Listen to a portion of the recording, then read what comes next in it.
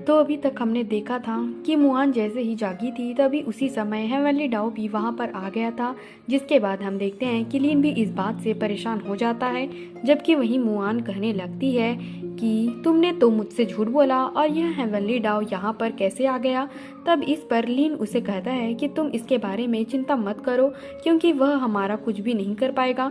मगर वहीं उधर हम देखते हैं कि हेवनली डाओ भी शांत रहने वाला नहीं होता और इसीलिए वह भी इसके ऊपर अटैक करने के लिए आ गया था। लेकिन वहीं हम देखते हैं कि लिन भी इतने आसानी से इसके सामने हार मानने वाला नहीं होता, इसलिए वह भी अपने पावर का यूज करना शुरू कर देता है। और फिर हम देखते हैं कि वह अपने पावर का यूज करके इसे रोकने के लिए कोशिश करने लगा था। इसके बाद हम देखते हैं कि लिन ने अपने सेकंड फॉर्म को भी बाहर निकाल लिया था, जो कि अपने पावर का यूज करके हेवनली डाओ के पावर को बहुत ही आसानी से रोक लेता है। लेकिन इसके बाद भी हम देखते हैं कि हेवनली डाओ इसे छोड़ने वाला नहीं होता और इसलिए वह फिर से अपने पावर का यूज करके इसके ऊपर अटैक करने के लिए आने लगता है। तब इसे देखकर लिन कहता है कि तुम इस बार भी मुआन को मुझसे लेकर नहीं जा पाओगे। और इसके बाद हम देखते हैं उसने फिर से अपने पावर का यूज करके अटैक करना शुरू कर दिया था। इसके अलावा हम देखते हैं कि वो अपने स्क्रॉल को भी बाहर निकाल लेता है ताकि इसके पावर का यूज करके वो इसे रोक सके। लेकिन इसके बाद भी हम देखते हैं कि हेवनली डाओ को हरा पाना इतना आसान नहीं होता और इसलिए हेवनली डाओ अभी भी इसके ऊपर भारी पड़ रहा होता है। तभी हेवनली डाओ इसे कहने लगता है कि मैं तो हेवन के रास्ते पर चलता हूँ, लेकिन इसके बाद भी मेरे खिलाफ जाने की तुम्हारी हिम्मत कैसे हो गई। जिसके बाद हम देखते हैं कि लीन भी इस बात से हैरान हो गया था और अब इसे समझ में नहीं आता कि वह इसके बारे में क्या करे। मगर वहीं हम देखते हैं कि हेवनली डाओ इसे किसी भी कीमत पर छोड़ने वाला नहीं होता, इसलिए वह तुरंत अपने पावर को एक्टिवेट कर लेता है। और फिर हम देखते हैं कि उसने अपने रीइंकार्नेशन पावर का यूज करना शुरू कर दिया था।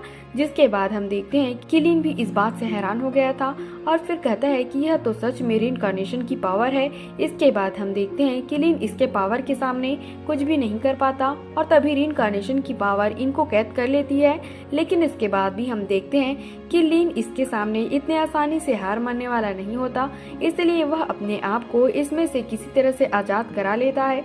और फिर हम देखते हैं कि उसने दोनों फार्म को एक साथ में मर्ज कर लिया था। जिसके बाद हम देखते हैं कि अब इसकी पावर काफी बढ़ जाती है और इसीलिए उसने अपने पावर का यूज करके मुआन को भी बचा लिया था।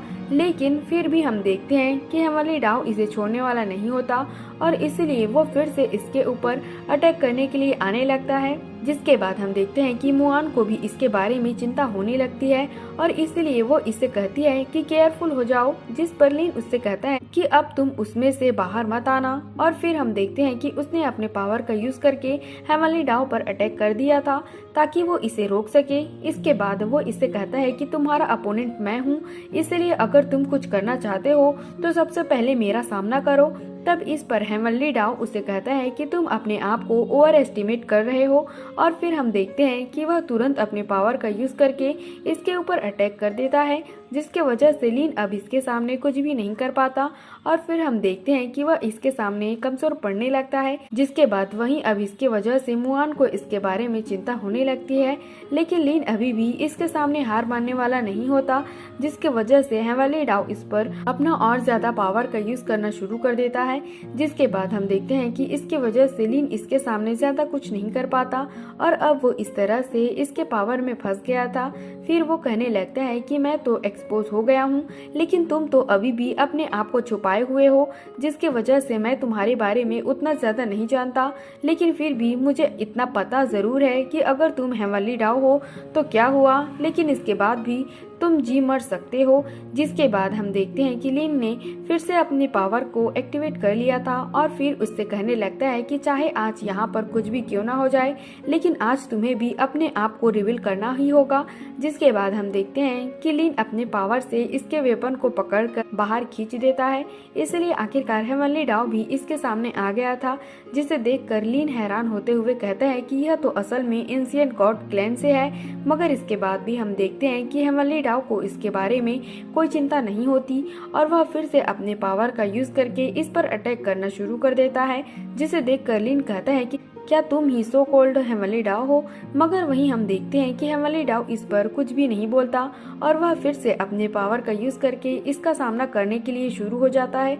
लेकिन इसके बाद भी हम देखते हैं कि लिन इसके सामने इतने आसानी से हार मानने वाला नहीं होता, इसलिए वह भी अपने पावर का यूज करके इसका सामना करता है।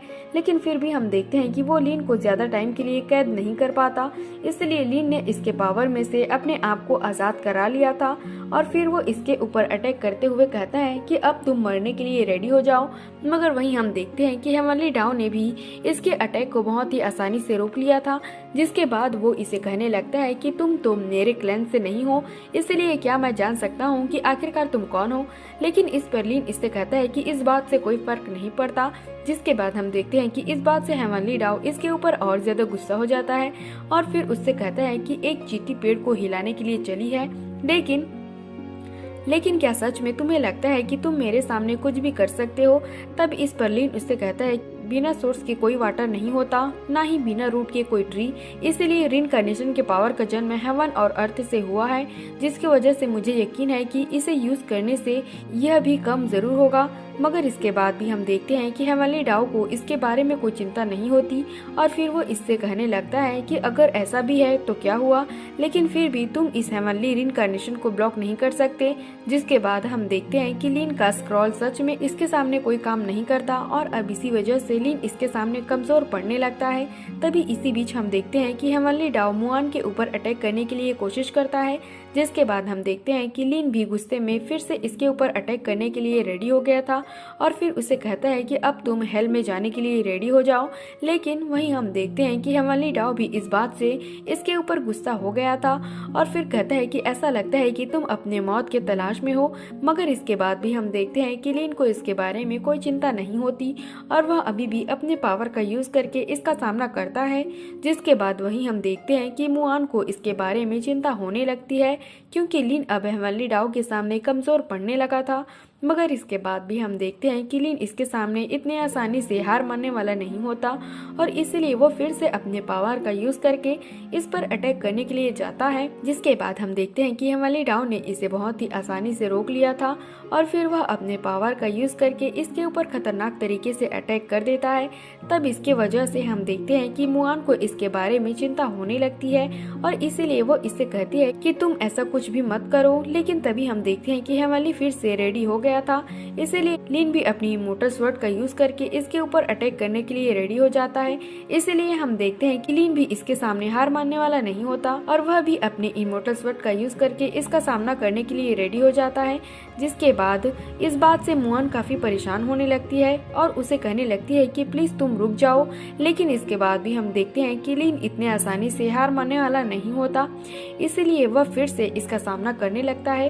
तब इसे देखकर मुआन को इसके बारे में और ज्यादा चिंता होने लगती है, इसलिए वो इसे कहने लगती है कि प्लीज तुम रुक जाओ, क्योंकि अगर तुम यहाँ पर इसी तरह से फाइट करते रहे तो फिर तुम ही यहाँ पर सच में मारे जाओगे। अब इसीलिए हम देखते हैं कि वह इसके बारे में सोचकर काफी उदास हो जाती है और फिर हम देखते हैं कि उसने अपने पावर का भी यूज करना शुरू कर दिया था।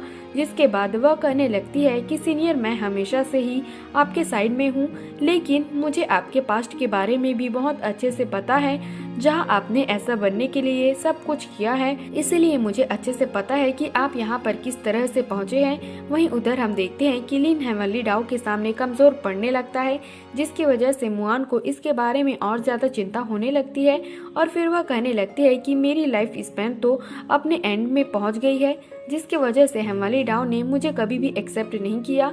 इसके अलावा यह भी तो काफी इनोसेंट है। फिर वह कहने लगती है कि मैंने पिछले 19 सालों से जमारू को ग्रो करते हुए फील किया है, जिसकी वजह से अगर मैंने अवेकन होने के लिए इसके बॉडी को ले लिया तो फिर क्या यह इसके लिए बहुत ज्यादा क्रूएल नहीं होगा। जो सीन दिखाते हुए यह एपिसोड यहीं पर खत्म हो जाता है।